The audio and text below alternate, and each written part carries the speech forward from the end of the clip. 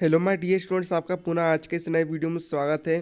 और आज के इस वीडियो में आपको कक्षा 10वीं विषय हिंदी का प्री बोर्ड का पेपर जो कि 2021 का है, उसका मैं आपको ए टू जेड प्रश्न 1 से प्रश्न 28 तक पूरा सॉल्यूशन देने वाला हूँ, है ना।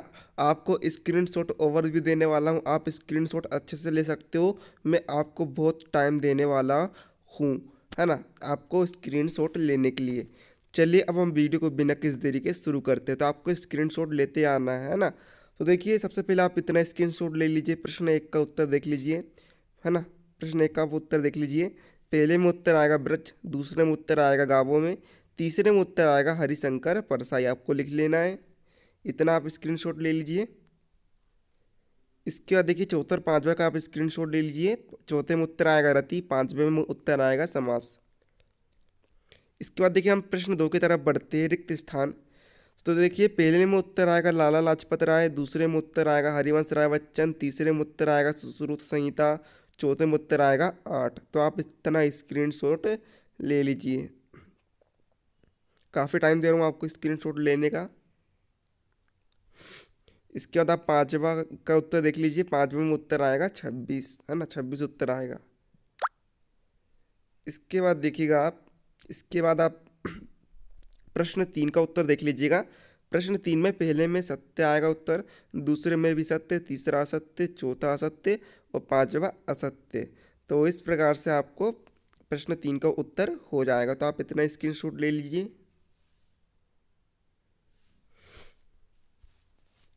सही जोड़ी का आप स्क्रीनशॉट ले लीजिए। देखिए पहले का उत्तर आएगा हरे कृष्ण प्रेमी, है ना। दूसरे की सही जोड़ी आएगी अजहर हाशमी, तीसरे का महादेवी वर्मा, चौथे का अनेक अंक और पांचवे का संपूर्ण जीवन का वर्णन। उम्मीद आप सभी अच्छे से समझ में आ रहा होगा। तो आप स्क्रीनशॉट ले लीजिए, काफ़ी टाइम दे रहा हूँ। प्रश्न 5 का आप स्क्रीनशॉट ले लीजिए। पहले में उत्तर आएगा मधुर स्वर के कारण, दूसरे में उत्तर आएगा वार्णिक छंद, मात्रिक छंद, मुक्त छंद, तीसरे का उत्तर आएगा मार्गरेट एलिजाबेथ नोबल, चौथे में उत्तर आएगा जगद्धान नाथ और संधि है व्यंजन संधि, पांचवे में उत्तर आएगा रामायण और महाभारत। तो आप इतना स्क्रीनशॉट ले लीजिए और अपनी कॉपी में लिखते जाइए। अब देखिए प्रश्न 6 का उत्तर देख लीजिए आप। प्रश्न 6 है तुलसीदास जी के मन मंदिर में सदैव कौन विहार करता रहता है। तो इसका उत्तर क्या होगा, तुलसीदास जी के मन मंदिर में अवध के राजा दशरथ के चारों बच्चे सदैव विहार करते रहते हैं। और सातवां का भी आप उत्तर देख लीजिए, आप इतना स्क्रीनशॉट ले लीजिए। किससे अंग अंग पुलकित हो रही है, वसुधा रूपी वध के अगु अंग अंग पुलकित हो रहे हैं। इसके बाद आप देखिए प्रश्न नेक्स्ट क्वेश्चन का आंसर आप देख लीजिए, आप इतना इसका स्क्रीनशॉट ले लीजिए, है ना। व्यक्ति सम्मान के योग्य कब बन जाता है। तो इसका आंसर होगा कोई भी व्यक्ति मात्र उच्च पद से सम्मानित नहीं हो जाता, बल्कि दूसरों की भलाई करने से ही वह सम्मान के योग्य होता है। परिधि व्यक्ति को सम्मानित बनाता है। नेक्स्ट क्वेश्चन है आसमान में किस तरह के बादल उड़ रहे थे। तो इसका आंसर में आपको लिखना है आसमान में झीन झीन कजरारे एवं चंचल बादल उड़ रहे थे। तो इतना आप स्क्रीनशॉट ले लीजिए। इसके बाद हम बढ़ते हैं नेक्स्ट क्वेश्चन की तरफ। तो देखिए क्वेश्चन 10वां है, कवि के अनुसार व्यक्ति को किस रास्ते पर चलना चाहिए। तो इसके उत्तर में आप लिखेंगे कवि के अनुसार व्यक्ति को उसी रास्ते पर चलना चाहिए जिसको उसने अच्छी तरह समझ और देख लिया हो, अर्थात व्यक्ति को सरल एवं सीधे रास्ते पर चलना चाहिए। इतना स्क्रीनशॉट ले लीजिए, आप स्क्रीनशॉट लेते आइए। इसके बाद अगले क्वेश्चन का आंसर होगा गांधी जी ने सेवाग्राम नामक आश्रम की स्थापना की, है ना। उम्मीद है आप सभी को समझ में आ रहा होगा, है ना। अब हम बढ़ते हैं, देखिए नेक्स्ट क्वेश्चन की तरफ हम बढ़ते हैं। नेक्स्ट क्वेश्चन देखिए, आप इतना स्क्रीनशॉट ले लीजिए। क्वेश्चन क्या है हमारा, क्वेश्चन है ना, क्वेश्चन है आपका कि, है ना, मनुष्य पशु से किस प्रकार भिन्न है। मनुष्य पशु से किस प्रकार भिन्न है, क्वेश्चन आपसे यह पूछ रहा है। तो इतना उत्तर आप स्क्रीनशॉट ले लीजिए, है ना। और इसके बाद नेक्स्ट क्वेश्चन का भी आप स्क्रीनशॉट ले लीजिए। नेक्स्ट क्वेश्चन है गाड़ी पर किसान के वेश में कौन था? तो उसका उत्तर होगा गाड़ी पर किसान के वेश में स्वयं सरदार सुजान सिंह थे, है ना। तो यह आपका उत्तर हो जाएगा। अब देखिए यहाँ पर आप देख सकते हैं नेक्स्ट क्वेश्चन का आप स्क्रीनशॉट ले लीजिए। नेक्स्ट क्वेश्चन में आपको महाकाव्य तथा खंडकाव्य में अंतर लिखना है, तो आप इतना स्क्रीनशॉट ले लीजिए। ये महाकाव्य का खंडकाव्य में उत्तर अंतर हो जाएगा।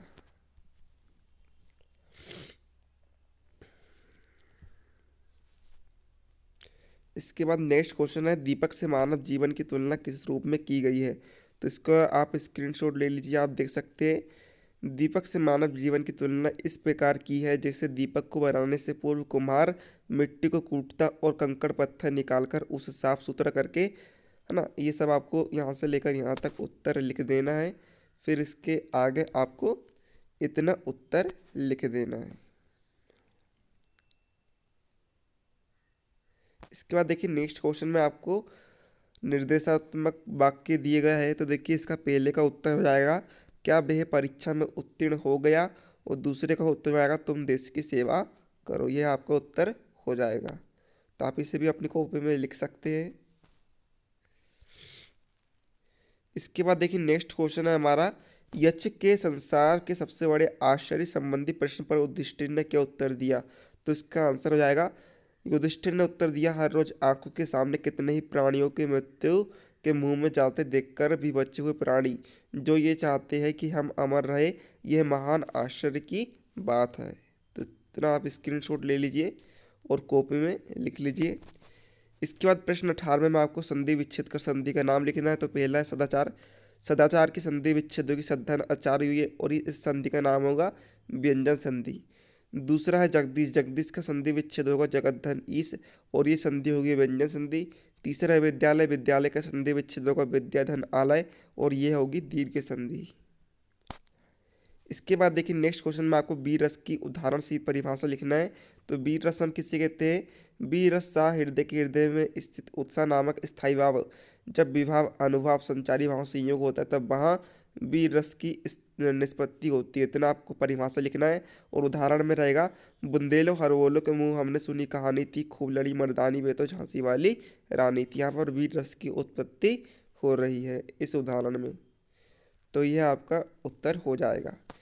इसके बाद नेक्स्ट क्वेश्चन था आपका प्रगतिवादी काव्य की 4 विशेषता लिखिए और किन्हीं 2 प्रगतिवादी कवि व उनकी रचनाएं लिखिए। तो देखिए यह आपकी प्रगतिवादी काव्य की विशेषता हो जाएगी। 5 पॉइंट आप लिख सकते हैं और यहाँ पर हमने नीचे लिख दिया है प्रगतिवादी 2 प्रगतिवादी कवि व उनकी रचनाएं। पहला सूर्यकांत त्रिपाठी निराला, उनकी रचनाएं हैं कुकुरमुत्ता और रणिमा।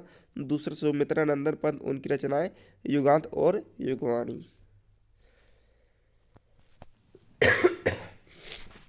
नेक्स्ट देख लीजिए आप जीवनी और आत्मकथा में अंतर देख लीजिए आप। इसका भी स्क्रीनशॉट ले लीजिए आप। अब देखिए तुलसीदास का आपको लेखक परिचय न वो कवि परिचय लिखना है। तो आप इतना लिख लीजिएगा। रचनाएं रामचरितमानस, दोहावली, कवितावली, विनय पत्रिका आदि। भावपक्ष, कलापक्ष और साहित्य में स्थान आप लिख दीजिए। इसके बाद देखिए आपको लेखक परिचय लिखना है ना। लेखक परिचय लिखना आपको डॉक्टर वासुदेव शरण अग्रवाल जी का हमने लिख दिया है लेखक परिचय। तो आप इतना स्क्रीनशॉट ले लीजिए।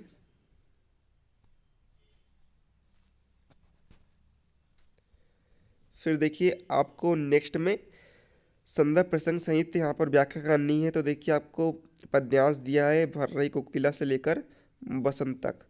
तो देखिए इसका आपको यहाँ से लेकर यहाँ तक आपका संदर्भ प्रसंग व्याख्या और विशेष तक हो जाएगा। विशेष भी आपको लिखना अनिवार्य है, तभी आपको फुल मार्क्स मिलेंगे। देखिए नेक्स्ट में आपको गद्यांश का संदर्भ प्रसंग व्याख्या करनी है। तो गद्यांश का आपका मानव शरीर से लेकर घोंसड़ की तक है। तो देखिए आपका संदर्भ क्या हो जाएगा? संदर्भ आपको इतना लिख देना है, प्रसंग आपको इतना लिख देना है। आप स्क्रीनशॉट ले सकते हैं। फिर देखिए व्याख्या, व्याख्या आप इतनी लिख दीजिएगा और फिर देखिए आप विशेष इतना लिख दीजिएगा। अब देखिए इसके बाद आपका क्वेश्चन 26 में आपको अपठित गद्यांश दिया गया है।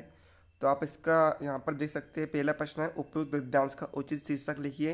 तो इसका उचित शीर्षक होगा स्वस्थ शरीर अनमोल देन। दूसरा अनमोल क्या है, तो इसका उत्तर हो जाएगा यह शरीर अनमोल है। तीसरे में आपको शुद्ध एवं असली शब्दों के विलोम शब्द लिखना है। तो शुद्ध का विलोम शब्द होगा अशुद्ध और असली का विलोम शब्द होगा नकली। यह आपके उत्तर हो जाएंगे। इसके बाद यहाँ पर आपको एक अनौपचारिक पत्र लिखना है। अपने बड़े भाई की शादी में अपने मित्र को आमंत्रित करने के लिए यहाँ पर आपको पत्र लिखना है। तो देखिए आप यहाँ पर पत्र लिख सकते हैं। यहाँ पर आपको है ना, यहाँ पर आप चाहे तो अपने हिसाब से एड्रेस डाल सकते हैं। यहाँ पर आप आज की तारीख की भी तारीख डाल सकते हैं।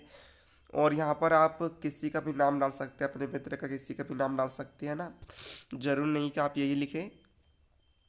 इसके बाद देखिए आप इतना पूरा लिख देंगे, है ना। आप यहाँ पर स्थान का नाम भी बदल सकते हैं। जैसे कटनी से भोपाल दिया है तो कुछ भी लिख सकते हैं आप, छिंदवाड़ा से जबलपुर कुछ भी लिख सकते हैं। और यहाँ पर आप अपना नाम भी डाल सकते हैं, कुछ ज़रूरी नहीं है। इसके बाद देखिए आखिरी प्रश्न की तरफ हम बढ़ते हैं। आखिरी प्रश्न देखिए आपको विज्ञान के चमत्कार निबंध पर हमने निबंध लिखा है। तो ये सबसे पहले आप रूपरेखा लिख देंगे। प्रस्तावना, विज्ञान एक वरदान, विज्ञान प्रगति का आधार, स्वास्थ्य एवं चिकित्सा, कृषि और उद्योग, शिक्षा और मनोरंजन, वैज्ञानिक आविष्कार, उपासनहार। तो देखिए पहला पॉइंट हम लिखते हैं। पहला पॉइंट प्रस्तावना। तो इतना आप स्क्रीनशॉट ले लीजिए, यहाँ से यहाँ तक, यहाँ से यहाँ तक का आप स्क्रीनशॉट ले लीजिए। उम्मीद आप सभी को समझ में आ रहा होगा। फिर आप इतना लिख सकते हैं। दूसरा पॉइंट विज्ञान एक वरदान, तो आप इतना स्क्रीनशॉट ले लीजिए।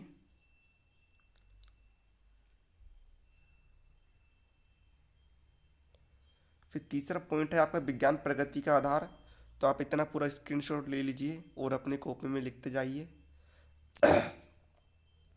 चौथा का आप इतना स्क्रीनशॉट ले लीजिए। चौथा पॉइंट स्वास्थ्य एवं चिकित्सा। पांचवा पॉइंट कृषि और उद्योग, आप इतना स्क्रीनशॉट ले लीजिए। छठवां पॉइंट शिक्षा और मनोरंजन।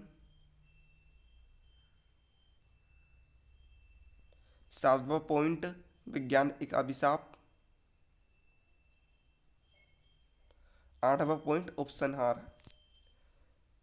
ये तो होता है 28वां का आप प्रश्न का उत्तर। आप देखते हैं 28वां का प्रश्न उत्तर, उसमें आपको रूपरेखा लिखनी है। तो देखिए हमने पुस्तकालय के महत्व पर रूपरेखा लिख दी है।